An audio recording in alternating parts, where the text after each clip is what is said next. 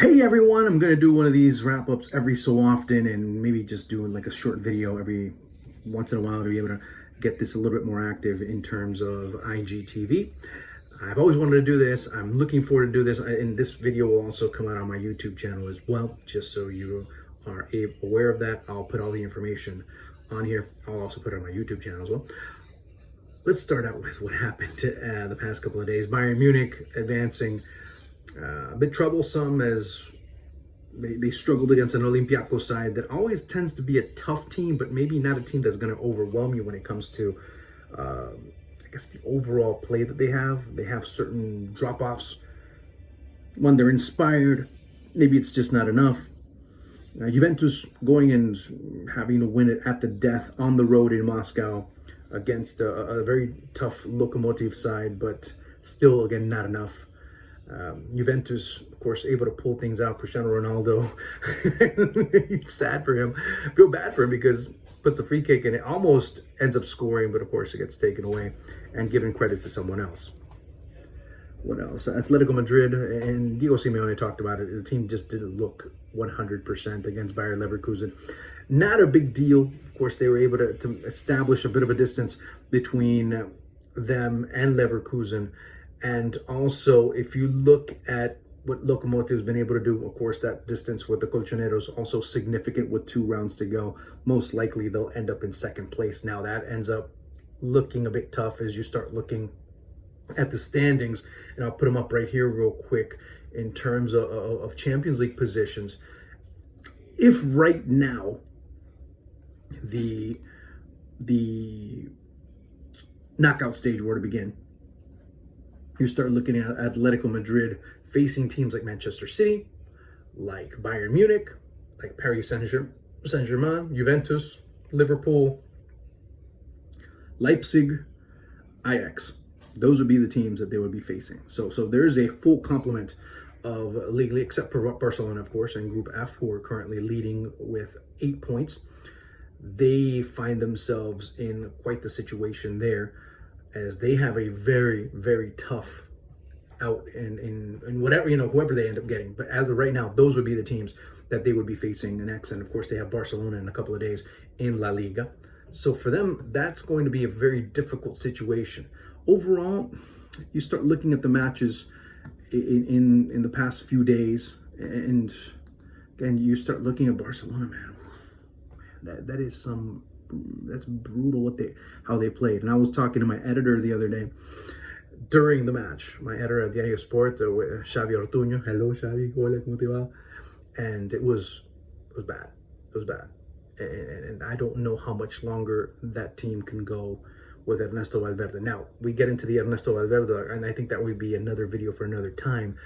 But who do you bring in now? Let's say, fine, they sack him today. Who do you bring in?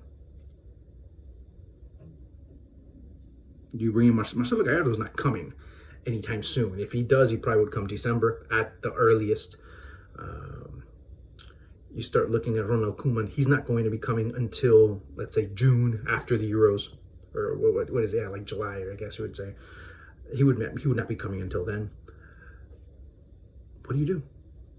Who do you bring in? What do you have? I mean, okay, I've defended Ernesto Valverde a few times. And it's tough. If you look at any other team in the world that has won 2 league titles, currently fighting for a third, have already won a domestic double with the same coach. Of course, it's Barcelona. Of course, it's Real Madrid. Of course, it's Bayern Munich. And they are measured by a different stick. I totally get that. But do you really have the players? Have you really had the players in the past to say, hey, we can win the Champions League? Maybe. You could say that. But overall, I don't know if they had what it took, to be quite honest with you. I start going down the scores of Napoli. Ooh, what a situation Napoli is, man. With the whole retiro, with the whole retreat that Aurelio De Laurentiis did, and the players going and just saying, hey, you know what? Up yours. We're not going to stay here. We're going to go back with our families. It's not accustomed to do this in Europe. And it's more of a South American thing. We see that in South American football a lot. But Aurelio De Laurentiis, I guess his intentions were good, just to impose it upon players regardless ends up being the problem. So Napoli 1-0 draw against Salzburg, although they're pretty comfortable. Dortmund, man, they had some big ones to be able to come back and beat Inter over at the Westfalenstadion after being down 2-0, coming back, winning 3-2. Chelsea, look, give them credit. They were able to come back, but look, they still were playing against 9 for well over 20 minutes. And you were able to come back. Props for that, but you still needed that little bit of a push more to be able to get the win against an Ajax side who, man, they got to get credit too. Go down to 9 men and still looking for the result on the other end. It just shows that recklessness, just that identity, that DNA of Ajax football. Leipzig, great story. I mean, oh my God, just the work that has been done there, just tremendous. I can't say much more. I can't even add more to that bit of work. Liverpool to me, the best team in the world right now. Jurgen Klopp, everything's clicking even when it's not. When things aren't going well, they find a way to get a result. So props to them in terms of that. At this stage, it's all about getting the results and then trying to rectify the mistakes. That's been done, or it is being done. Big game for them this weekend. Lyon beating Benfica, well, that was kind of expected. Lyon side that hasn't been doing too well in Ligue 1 have been able to rectify things a little bit in Champions League play. And then Valencia, of course, winning against Lille. That was also not expected. Well, it was expected. I guess I have to say that because they were kind of disappointing in the away leg when they lost. Actually, when they drew in the last few minutes there against the Lille side that felt a little bit more, I guess, empowered, if you will, by their fans. But outside of that, nothing else. Quick wrap up here. As I said, Tottenham, Manchester City, Pep Guardiola. I don't know what he was thinking when he took out Ederson. I mean, I know what he's thinking. Let me correct that.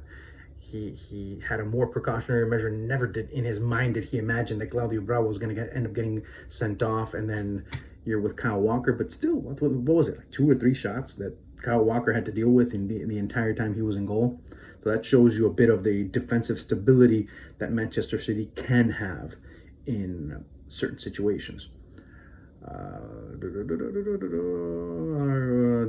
match I did over on TUDN, which was Dinamo Zagreb and Shakhtar Donetsk.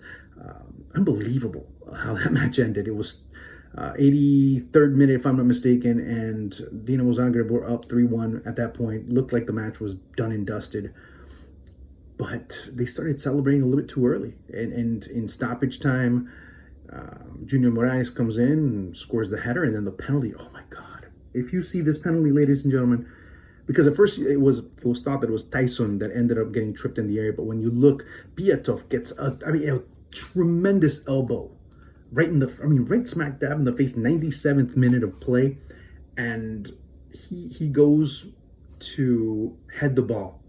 And actually, I'm just trying to look again. I just slipped my mind who ended up getting the yellow card in that play, but it's still, my goodness, it was just an absolutely overwhelming and just confusing. It was Bielitsa there in the 99th minute getting the yellow card, and then it was Teofil Catherine that ends up getting the yellow card. He comes in and just absolutely clocks Piatov right smack dab in the face. I mean, they went to VAR, but it still was so grossly. It was such a gross penalty, and tremendous poise by Tete, the 19-year-old from Shakhtar Donetsk, the young Brazilian, comes in, just clocks. I mean, perfect penalty, 3-3, and Shakhtar Donetsk come away with a huge point. But also at the same time, things stay the same within that Group C as City ends up drawing with Atalanta.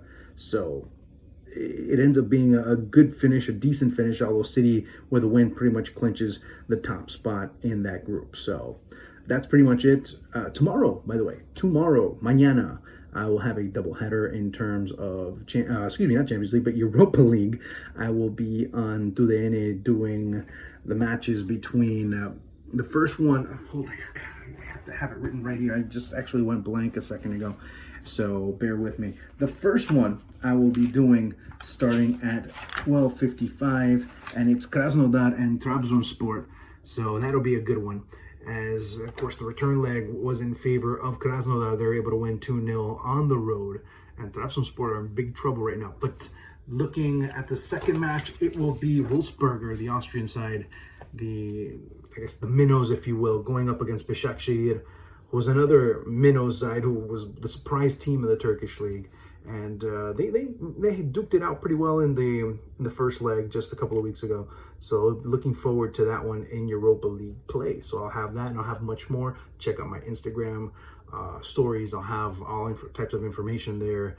I'll have what matches I'm doing, birthday stats, all that type of good stuff, and also check out my feed as well, as I'll have lots of information there coming in. All right, so talk to you soon. Also, oh, by the way, don't forget, I'll have some write-ups in the next couple of days on Diario Sport. I'll have them up on here on Instagram. I'll also put a link on YouTube as well as soon as they come out. Make sure that you're checking it out, and look forward to hearing from you. Okay, ciao.